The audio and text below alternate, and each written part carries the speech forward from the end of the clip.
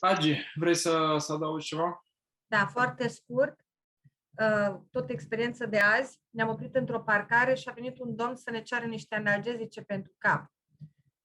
Și era firesc, eu toată viața mea am fost cu migrene și acum ne-am dat seama că în niciuna din gențile de la mine, nici în gentuța cu cosmetice, nici în cea cu acte, nu aveam niciun analgezic, pentru că eu, de fapt, de când e Wildfit-ul, nu iau pastile pentru durere de cap. O scotoci bărbatul meu în... Serios! Deci acum mi-am dat seama.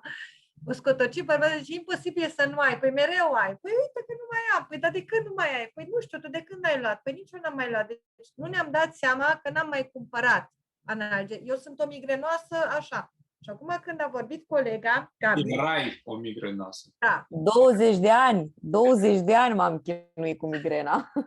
și uite că acum îmi dau seama și ce a zis și Gabi, bărbatul meu se miră că tot cumpără ceapă și usturoi. La noi ținea ceapa și usturoi mult și bine, pentru că eu nu rezistam cu colecistul să mănânc crud. Acum, în fiecare zi mănânc cel puțin o ceapă în salate, mănânc usturoi, mănânc ardei. Îmi plăcea ardeiul, dar îmi era rău și râgâiam ardei încă 3 zile după aceea, nu digeram. Nu mai am nicio problemă cu astea. Vinete, de la vinetele prăjite, noi am trecut pe pastă de avocado înainte de Wildfit pentru că eu nu mai puteam mânca salată de vinete, că nu mai rezistam la N-am nicio taină. Deci nimic.